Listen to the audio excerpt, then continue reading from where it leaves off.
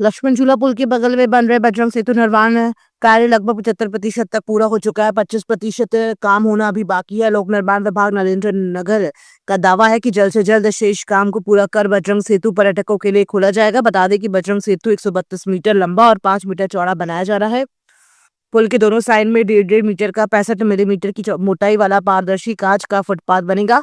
पुल के प्रवेश द्वार की आकृति केदार धाम जैसी होगी। ये पुल देश दुनिया के लोगों के लिए बेहद ही ज्यादा आकर्षण का केंद्र बनेगा। प्रदेश में अवैध मदरसों को लेकर धामी सरकार सख्त नजर आ रही है। मुख्यमंत्री के निर्देश पर प्रदेश के विभिन्न जिलों में मदरसों की जांच की जा रही है और इस दौरान जिन मदरसों के मदरसा बोर्ड में पंजीकरण नहीं है या किसी भी तरह की अनियमितताएं पाई जाती हैं, नियमों के विपरीत कोई भी मदरसे संचालित होते हैं, उस पर कार्रवाई भी प्रशासन की ओर से की जा रही है। वहीं अब मदरसों पर कार्रवाई को लेकर सियासत भी गर्म हो गई है। जहां एक और कांग्रेस का कहना है कि प्रदेश में भाजपा माहौल खराब करना चाहती है, वहीं सरकार का कहना है कि केवल उन्हीं मदरसों पर कार्रवाई की जा रही है जो अवैध रूप से पाए जा रही हैं। मुख्यमंत्री का मत बिल्कुल स्पष्ट है, सही को छेड़ेंगे नहीं, गलत को छोड़ेंगे नहीं। और जो गलत है, आप भी बार बार पूछ रहे हैं कि अवैध मदरसों के ऊपर कार्रवाई हो रही, तो अवैध कह रहे हैं ना आप। आपने ये तो नहीं कहा कि वैध मदरसों के ऊपर कार्रवाई हो रही है। किसी वैध को छेड़ा नहीं जा रहा।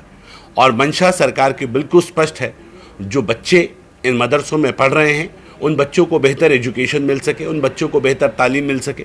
वो भी मेरे उत्तराखंड के बच्चे हैं, वो भी इस देश के भविष्य हैं। उनको केवल एक ही एजुकेशन तक सीमित क्यों रखा जाए, और उनके लिए बेहतर व्यवस्था की जाए। इसीलिए हमने मॉडर्न मदरसे बनाने का निर्णय लिया है स्टेट के अंदर।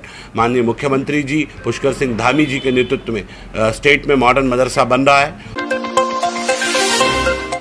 बड़ी खबर जनपद उधम सिंह नगर के जसपुर से आ रही। जसपुर नगर क्षेत्र व ग्रामीण क्षेत्रों में बिना रजिस्टर्ड अवैध रूप से संचालित हो रहे हैं कई मदरसों पर जसपुर एसडीएम प्रताप सिंह चौहान के नेतृत्व में जिला प्रशासन अधिकारियों के साथ अल्पसंख्यक अधिकारी समेत भारी मात्रा में स्थानीय प्रशासन ने मदरसों की जांच की। जहां अवैध रूप से संचालित हो रहे मदरसे को प्रशासन ने सील कर दिया है। बता दें कि जसपुर नगर और ग्रामीण क्षेत्रों में करते हुए 5 मदरसों की कोशिश कर दिया गया है, जबकि आधा दर्जन से अधिक 7 मदरसों को नोटिस जारी करते हुए आगामी में चलाए जाने के आदेश पारित किया।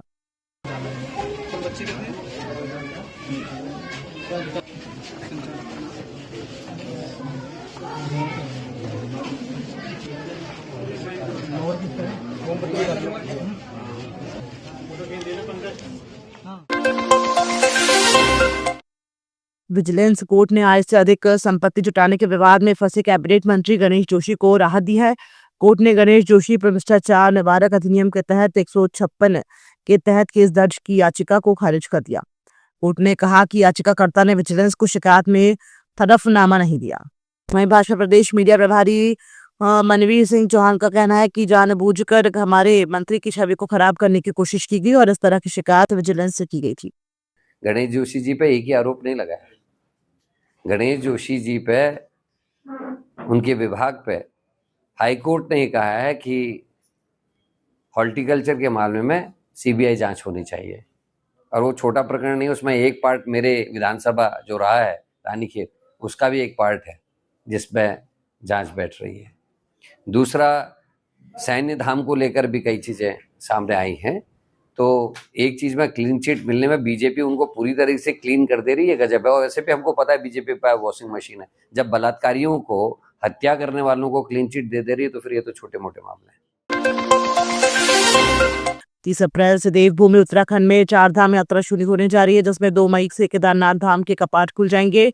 वहीं चारों धामों में से सबसे महत्वपूर्ण धाम माने जाने वाले केदारनाथ धाम में शांतिपूर्ण रूप से श्रद्धालुओं का आना हो, इसके लिए केदारनाथ की विधायक आशा नौटियाल लगातार बैठक करती आ रही हैं। इस बात पर आशा नौटियाल ने कहा कि अभी तक हम कुल 3 बैठकें कर चुके हैं और इसके अलावा स्थानीय स्तर पर भी बैठकें हुई हैं, जिसमें गौरीकुंड, फाटा और अन्य क्षेत्रों के व्यापारियों से बातचीत कर उनके सुझाव मांगे गए हैं, जिनके आधार पर केदारनाथ की यात्रा को सुचारू रूप से चलाया जाएगा। देखिए, अभी हम लोगों ने वहाँ पर 2-3 बैठकें कर ली हैं। 1 दिसंबर में की थी, अभी हमने फरवरी में वहाँ पे मार्च में फिर बैठक करी। बीच में हमने जो स्थानीय स्तर पर बैठकें करी, चाहे वो गौरीकुंड हो, फाटा हो, गुप्तकाशी हो, अन्य जगह जहाँ से लोग व्यवसाय करने के लिए केदारनाथ जाते हैं, उन लोगों के साथ मीटिंगें करके उनके सुझाव मांगे गए हैं और उन सुझावों के आधार पर वहाँ पर यात्रा सुचारू रूप से चले, लोगों का भी, स्थानीय लोगों का सहयोग बढ़ चढ़ के उसमें हो और जो आने वाले तीर्थ यात्री हैं उनको किसी तरह की दिक्कतें न हो, उस ऐसी यात्रा व्यवस्था की बैठक वहाँ पर की गई है।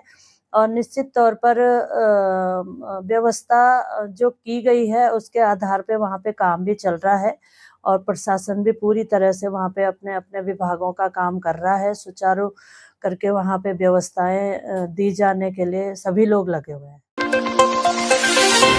के बारे में मुख्य सचिव राधा रतूड़ी ने 1 अप्रैल से शुरू होने वाली नेशनल ब्रॉडबैंड मिशन 2.0 के प्रभावी क्रियान्वयन के संबंध में 7वीं स्टेट ब्रॉडबैंड कमेटी की बैठक ली। मुख्य सचिव ने राज्य के दूरस्थ ग्रामीण क्षेत्रों में नेशनल ब्रॉडबैंड मिशन 2.0 के तहत प्रभावी कनेक्टिविटी के लिए सैटेलाइट ब्रॉडबैंड को प्रोत्साहित करने और पिटकुल व यूपीसीएल की मदद से ऑप्टिकल ग्राउंड वायर के उपयोग को प्रोत्साहित करने के निर्देश दिए। उन्होंने बीएसएनएल को 4G सैचुरेशन स्कीम का कार्य निर्धारित समय सीमा में पूरा करने को कहा। विभिन्न विभागों की ओर से ई सेवाएं प्रदान करने के लिए FTTH की उपयोगिता के संबंध में IT विभाग को नियमित मॉनिटरिंग के निर्देश दिए गए हैं।